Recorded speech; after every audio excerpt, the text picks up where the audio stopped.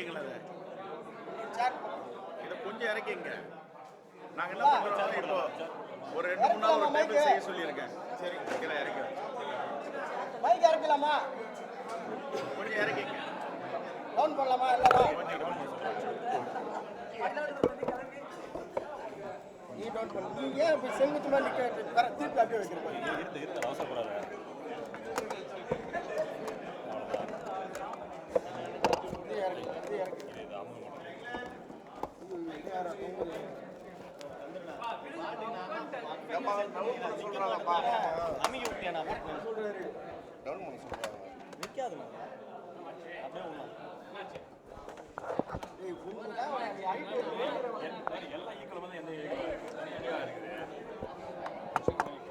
Okay okay விடுங்க நாள் தான். ஓகே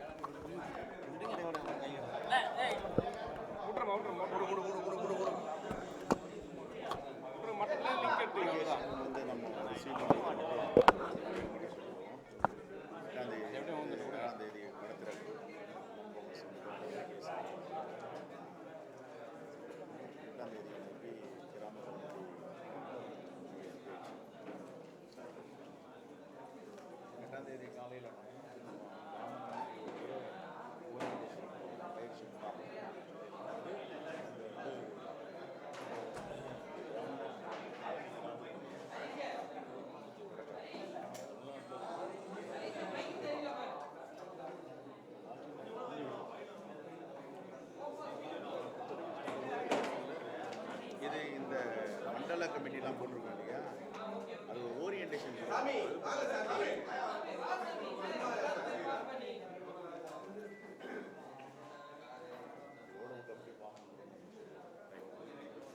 இருக்கா டீட்டெயில் டைப் பண்ண சொன்னாலும் இல்லை, அந்த புத்தகமே இருக்கு போலாங்களா? ரைட். எல்லோருக்கும் ஆங்கில புத்தாண்டு வாழ்த்துக்கள். பத்திரிகை நண்பர்கள், ஊடகத்திலிருந்து வந்திருக்கின்ற அனைத்து தொழில்நுட்ப கலைஞர்கள், நிருபர்கள் அனைவருக்கும் 2025 ஆங்கில புத்தாண்டு வாழ்த்துக்கள். இன்று முதல் காங்கிரஸ் பேரியக்கத்திற்கான நிர்வாகிகள் சீரமைப்பு மற்றும் மாற்றி அமைத்தல் நிகழ்ச்சி தொடங்கப்படுகிறது. தமிழ்நாடு காங்கிரஸ் கமிட்டியின் மாவட்ட தலைவர்கள் பொறுப்பிற்கும் மாநில பொறுப்பிற்கும் விருப்பமுள்ளவர்கள் தன்னுடைய விருப்ப மனுவை தமிழ்நாடு காங்கிரஸ் கமிட்டி கூகுள் சேவை மையம் மூலமாக வரவேற்கப்படுகிறது. 15 தினங்களுக்குள் அவர்கள் உடைய மனுவை பெறவிருக்கிறோம். அதற்கு ஒரு குழு அமைத்து பரிசீலனை செய்து அதை அகில இந்திய காங்கிரஸ் கமிட்டிக்கு பரிந்துரை செய்ய இருக்கிறோம். வருகின்ற 7ஆம் தேதி மேனாள் பிரதமர், பொருளாதார நிபுணர் டாக்டர் மன்மோகன் சிங் அவருடைய திருவுருவ படமும், எங்களுடைய மேனாள் தலைவர் அண்ணன் EVK இளங்கோவனுடைய திருவுருவப்படமும் நம் மாண்புமிகு முதலமைச்சர் அவர்கள் காமராஜர் அரங்கத்தில் 7ஆம் தேதி காலை 11 மணிக்கு திறக்க இருக்கிறார். இதில் இந்தியா கூட்டணி கட்சி தலைவர்களை அழைத்திருக்கிறோம், அவர்களும் கலந்து கொள்ளுகிறார்கள். 8ஆம் தேதி காலையில் கிராமந்தோறும் காங்கிரஸ் என்ற அடிப்படையில் மகாத்மா காந்தியின் கிராம ஆட்சி, தலைவர் ராஜீவ்காந்தியினுடைய கிராம கனவு, பஞ்சாயத்து ராஜ், நகர்பாலிகா, இதையெல்லாம் மீண்டும் காங்கிரஸ் பேரியக்கம் ஒருங்கிணைப்பு பணியில் ஈடுபட்டிருக்கிறது. வருகின்ற 8ஆம் தேதி காலை அதற்கான ஓரியன்டேஷன் புரோகிராம் பயிற்சி முகாமை நடத்த திட்டமிட்டு இருக்கிறோம். இதில் அகில இந்திய பொறுப்பாளர் டாக்டர் அஜய்குமார், அகில இந்திய செயலாளர் திரு சுரேஷ் ஹெக்டே அவர்கள் கலந்து கொள்கிறார்கள். இந்த கிராம கமிட்டியை, நகர கமிட்டியை, பேரூராட்சி கமிட்டியை யாரெல்லாம் வலிமையாக நடத்தி முடிக்கிறார்களோ அவர்களுக்கு காங்கிரஸ் கட்சியின் பொறுப்புகளிலும் சட்டமன்ற நாடாளுமன்ற உறுப்பினர்களுக்கும் முதன்மையாக பரிந்துரை செய்யப்படுவார்கள். இதுதான் காங்கிரஸ் கமிட்டியுடைய செயல் திட்டம். ஏற்கனவே 2 மாதங்களுக்கு முன் நடந்த ஆலோசனை கூட்டத்தில் செயற்குழுவில் கட்டமைப்பை மாற்றி அமைப்பது, புதிய தலைவர்களை நியமிப்பது, மாவட்ட அளவில் மாநில துணைத் தலைவர், மாநில பொதுச் செயலாளர், மாநில செயலாளர் ஏற்கனவே தீர்மானம் செயற்குழுவில் நிறைவேற்றியிருக்கிறோம். அந்த அடிப்படையில் முதன்முறையாக தமிழகத்தில் உதயபூர் பிரகடனத்தை நடைமுறைப்படுத்தியிருக்கிறோம்.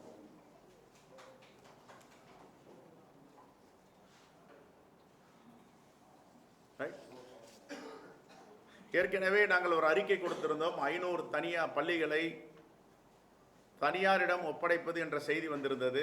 மாண்புமிகு அமைச்சர் அவர்கள், கல்வித்துறை அமைச்சர், அதற்கு மறுப்பு தெரிவித்தார். ஒப்படைக்க மாட்டோம் என்று மகிழ்ச்சியான செய்தி இருந்த போதிலும் அவர் என்ன சொல்லுகிறார் என்றால், தனியார் பள்ளிகள் CSR பணத்தில் பள்ளிகளை செப்பனிட முன்வந்திருக்கிறார்கள். அப்படி என்றால் தனியார் பள்ளிகளுக்கு இந்த CSR நிதி எப்படி பெறப்படுகிறது? கல்வி என்றாலே லாபகரமான தொழில் இல்லை என்று பெருந்தலைவர் காமராஜர் காலத்தில் இருந்தே நமக்கு அறியப்பட்ட செய்தி. ஆனால் CSR ஃபண்ட் என்றால் கல்வியில் பெரும் கட்டணத்தை வசூல் செய்து அது லாபத்தை ஈட்டி அதை செலவழிக்கிறார்கள் என்றால் அரசு அதற்கு அனுமதிக்க கூடாது. ஒருவேளை தனியார் பள்ளிகள் லாபம் ஈட்டி பணம் கொடுக்கிறார் என்றால் முதலமைச்சருடைய நிவாரண நிதிக்கு கொடுக்கலாம், அரசு செய்யலாம். பெருந்தலைவர் காமராஜர் கூட பல ஆயிரம் பள்ளிகளை உருவாக்கும் பொழுது தனியார்கள் நிலத்தை கொடுத்தார்கள், கட்டிடம் குடி கொடுத்தார்கள். ஆனால் தலைமை ஆசிரியர்களும் ஆசிரியர் நியமிப்பது அரசு கட்டுப்பாட்டில் வைத்திருந்தார். அதே போன்று தனியார் கல்வியாளர்களை அரசு பள்ளிகளில் ஊக்கப்படுத்தக்கூடாது. சில கல்வியாளர்கள் பேசும் பொழுது இதை திட்டமிட்டு உள்ளே நுழைகிறார்கள். தனியார் பள்ளிகளுக்கு விளையாட்டு மைதானம் கிடையாது, பெரிய இடங்கள் கிடையாது. ஆனால் அரசு பள்ளிகளுக்கு மைதானம் இருக்கிறது, இடங்கள் நிறைய இருக்கிறது. இதை வருங்காலத்தில் அவர்கள் பயன்படுத்துவதற்கு வாய்ப்பு இருக்கு என்ற செய்தியும் அறியப்படுகிறது. இதிலும் அரசு கவனமாக இருக்க வேண்டும் என்பதை காங்கிரஸ் பேரியக்கத்தின் சார்பாக கேட்டுக்கொள்கிறோம். பரனூர் சுங்கச்சாவடி ஏற்கனவே காலாவதி ஆகிவிட்டது என்று பல செய்திகளை நாம் அறிந்திருக்கிறோம். இருந்த போதிலும் இந்த சுங்கச்சாவடிகளை அவர்களுடைய கால வரையறை முடிந்த பிறகும் வசூல் செய்து கொண்டிருக்கிறார்கள். உடனே இதை தடுத்து நிறுத்த வேண்டும் அல்லது அந்த சுங்கச்சாவடிகளை அகற்ற வேண்டும்.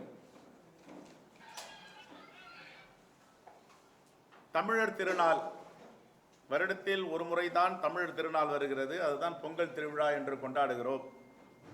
ஏற்கனவே பல கட்சிகள் கோரிக்கை வைத்திருக்கிறது.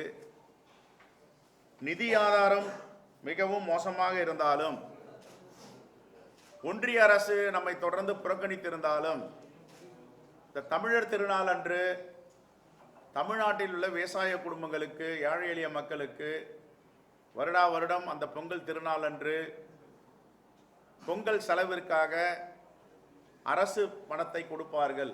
அதே போன்று இந்த ஆண்டும் ஒவ்வொரு குடும்பத்திற்கும் குறைந்தபட்சம் 1000 ரூபாய் அளிக்க வேண்டும் என்று காங்கிரஸ் பேரியக்கம் முதலமைச்சரிடம் வேண்டுகோள் வைக்கிறது.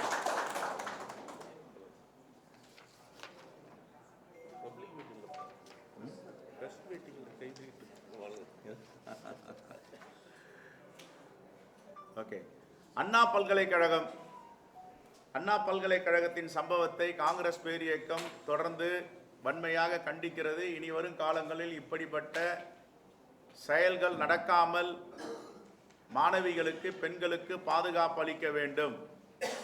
அதே நேரத்தில் இந்த அண்ணா பல்கலைக்கழகத்துடைய சம்பவத்தை அரசியலாக்கப்படுகிறது. இதை தடுத்து நிறுத்த வேண்டும். ஒரே ஒரு செய்திதான், அண்ணா பல்கலைக்கழகத்தில் நடந்த சம்பவம் சென்னை காவல்துறையோ மாநில காவல்துறையோ விசாரிக்கவில்லை. இப்பொழுது ஸ்பெஷல் இன்வெஸ்டிகேஷன் டீம் SIT, சிறப்பு குற்ற புலனாய்வு அமைப்பு விசாரிக்கிறது. அவர்களிடம் தொலைபேசி கிடைத்திருக்கிறது. அவருடைய கைபேசியில யார் யாருக்கு அவர் தொலைபேசியில தொடர்பு கொண்டு பேசினார் என்ற விவரங்கள் அடங்கியிருக்கிறது.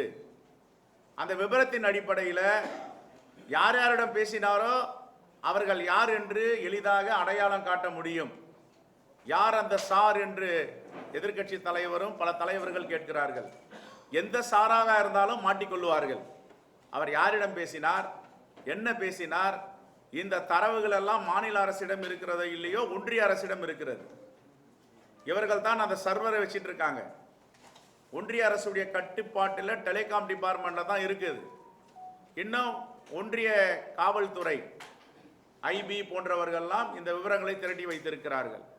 யார் அந்த சார் என்பதை அவர்கள் தான் வெளியிட வேண்டும். ஆகவே முழுமையாக தூக்கியதை அரசியல் செய்ய வேண்டாம். நேற்று உயர்நீதிமன்ற நீதிபதி நீதியரசர் வேல்முருகன் அவர்கள் கூட தெளிவாக அதை சொல்லியிருக்கிறார். பெண்களுக்கு பாதுகாப்பு கொடுக்க வேண்டும், இன்னும் பாதுகாப்பை உறுதிப்படுத்த வேண்டும், இதை அரசியலாக்க வேண்டாம் என்று நீதியரசர் வேல்முருகன் சொன்னதை தான் காங்கிரஸ் பேரியக்கம் சொல்லுகிறது. இதை அரசியலாக்குவதற்கு விரும்பவில்லை.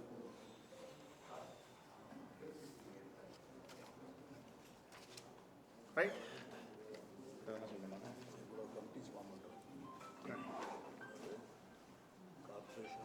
அந்த புத்தகம் போட்டிருக்கோம் தானே, அந்த புத்தகத்தில் போட்டிருக்கோம். இது வந்து மொத்தம் 26,329 அமைப்பு அமைக்கிறோம்.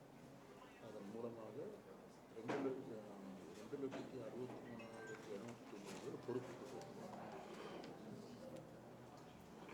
வருகின்ற 8ஆம் தேதி காலையில் அந்த பயிற்சி முகாமில் கையேடு எல்லோருக்கும் அளிக்க இருக்கிறோம்.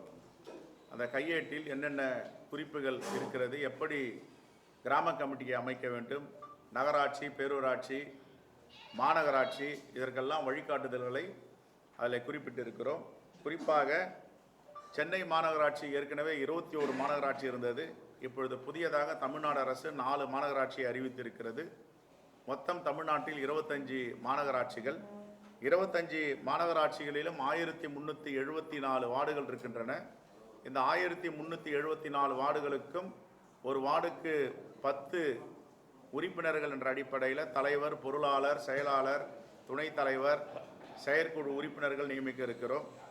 அதே போன்று முனிசிபாலிட்டி 138 இருக்கிறது.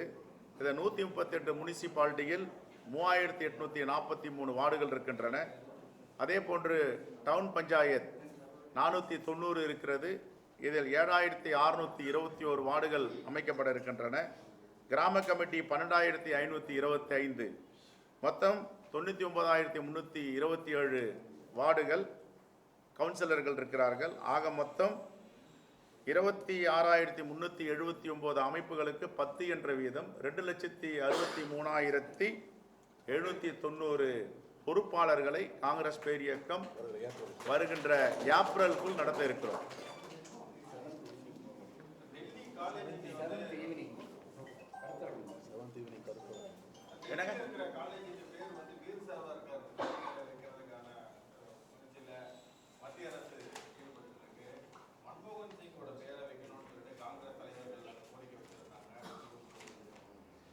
இல்லை, அவருடைய நோக்கமே RSS உடைய சித்தாந்தம், நாக்பூரில் எழுதப்பட்ட சித்தாந்தம். பிஜேபி அதை நடைமுறைப்படுத்துகிறது. அதுதான் ஒரு நாடு, ஒரு தேர்தல், ஒரு கொடி, ஒரு மொழி. அவருடைய அடிப்படை சித்தாந்தமே இதுதான். அதிபர் ஆட்சியை கொண்டு வர வேண்டும், சீனாவில் இருப்பது போல. பேசுவதெல்லாம் ஜனநாயகம் என்று சொல்லுவார்கள். அரசியலமைப்பு சட்டத்திற்கு எதிராகத்தான் அவருடைய நடைமுறையெல்லாம் இருக்கும். ஆகவே சவார்காருடைய பெயரை வைப்பதற்கு அவர்கள் துணிகிறார்கள் என்றால், ஒரு பத்திரிகையாளர் சந்திப்பிலும் மகாத்மா காந்தி அவருடைய படத்தை பின்புலமாக வைத்துக்கொண்டு நரேந்திர மோடி பேசுகிறார். அதே நரேந்திர மோடி யார் மகாத்மா காந்தியை கொலை செய்தார்களோ அவர்களை தூக்கி பிடித்து பாராட்டி கொண்டிருக்கிறார்கள். இதுதான் பாஜகவுடைய அரசியல். இதையெல்லாம் இந்த நாட்டு இளைஞர்கள் பார்த்து கொண்டிருக்கிறார்கள்.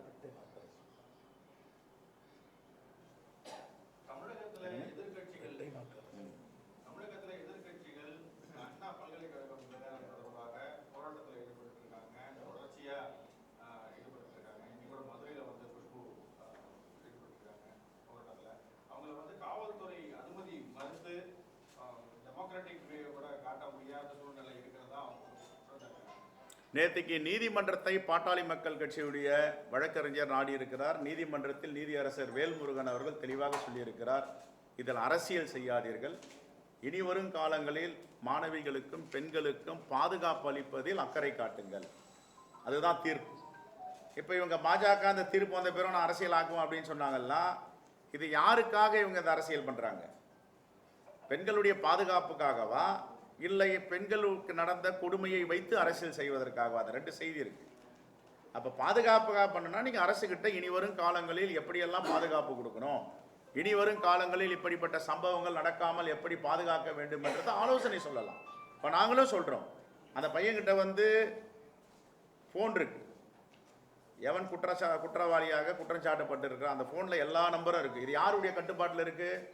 பாஜக அரசுடைய டெலிகாம் கட்டுப்பாட்டில் இருக்குது.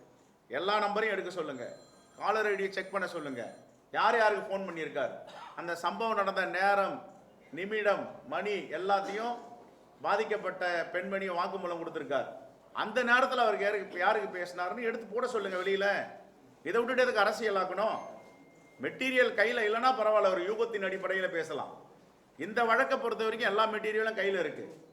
இப்போ நாளைக்கு இந்த ஏஜென்சி சிறப்பு புலனாய்வு துறையிலேருந்து வேற ஏஜென்சி கூட மாறலாம். அப்போ இன்னைக்கு இருக்கிற அந்த 3 காவல்துறை அதிகாரிகள் சிறப்பு புலனாய்வு துறையில் நியமித்திருப்பவர்கள் தவறு செஞ்சு அங்கே மாட்டிக்க போறாங்க. அது மாதிரி யாரும் தவறு செய்வதற்கு வாய்ப்பு இல்லை. ஜனநாயக முறையில போராடுவதற்கும் பொருளை விற்பதற்கும் கூட வந்து தமிழக அரசு வந்து அனுமதி மறுக்கிறாங்க அப்படின்ட்டுதான் போராட்டத்தில்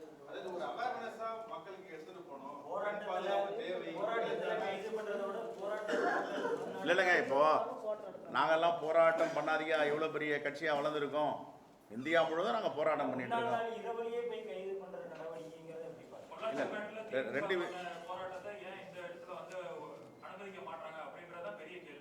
இந்த போராட்டத்தை அனுமதிக்க வேண்டியது, அதில் காங்கிரஸ் பேர் இயக்கத்துக்கு எந்தவித மாற்று கருத்தும் கிடையாது. போராட்டத்தை ஜனநாயக ரீதியாக போராட்டம் நடத்துகிறாருன்னா அனுமதிக்கும். அதே நேரத்தில் அந்த போராட்டம் அரசியல்படுத்தக்கூடாது, பெண்களுடைய பாதுகாப்புக்கான போராட்டமாக இருக்கணும். பெண்களை இந்த சம்பவத்தை வைத்து இதை அரசியல் ஆக்குவது அது நாகரிகமாக இருக்காது. அது சம்பவம் எப்படிப்பட்ட சம்பவம்னு பார்க்கணும் நாம.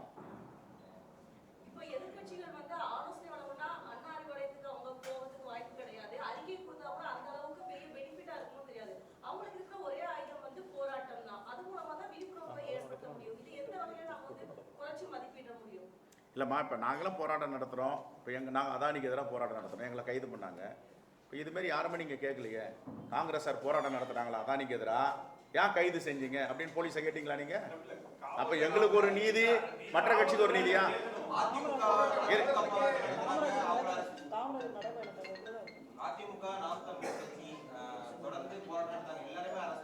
எங்களையே கரெஸ்ட் பண்றாங்க. இருங்க, அதானிக்கு எதிராக நாங்க 18ஆம் தேதி காலையில போராட்டம் பண்ணோம். எங்களை கைது பண்ணி எந்தவித வசதி இல்லாம இடத்துல போய் அடைச்சி வச்சிருந்தாங்க. நாங்க போயிட்டு காலையில இருந்து சாயந்தரம் வரைக்கும் உட்காந்து வந்தோம். சரி, அவங்க கடமை செய்யறாங்க, நாங்க போய் அதை குறை சொல்லலை. அதே மாதிரி பெருந்தலைவர் காமராஜர் பிறந்தநாள் விழாவுக்கு நாங்க ஊர்வலமா போனோம், அரசியலமைப்பு சட்டத்தை பாதுகாக்கணும்ட்டு. என்ன பண்ணாங்க, எங்கேயோ சுற்றி விட்டாங்க. நாங்கள் ஒன்றும் சொல்ல, காவல்துறை தன்னுடைய கடமை செய்கிறாங்க, எங்களுக்கும் வருத்தம் இருக்குது, வருத்தம் இல்லாமையா இருக்குது. ஆனால் அதை போய் அரசியலாக்க முடியுமா? எத்தனை முறை கைது பண்ணியிருக்காங்க சொல்லுங்கள் பார்ப்போம். நாங்கள் இந்த 8-9 மாதத்தில் பல முறை நாங்கள் கைதாகிருக்கோம், பல முறை அனுமதி மறுக்கிறாங்க. சரி, காவல்துறை என்ன சொல்கிறாங்க, சட்டத்திட்டங்களுக்கு உட்பட்டு 14 நாளுக்கு முன்னாடி நீங்கள் அனுமதி வாங்கியிருக்கணும், நேற்று காலையில் அனுமதி கொடுத்துட்டு இன்றைக்கி தான் கொடுக்க மாட்டேன்றாங்க. அதுக்கெல்லாம் நாங்கள் உடன்பட்டு போகிறோம், காவல்துறைக்கு எதிரானவர்கள் கிடையாது. அதே நேரத்தில் அரசியல் ஆக்கப்படக்கூடாது. ஏதாவது ஒரு துரும்பு கிடைக்குதுன்னா அதை வச்சு அரசியல் பண்ணிருக்க முடியுமா? ரைட்.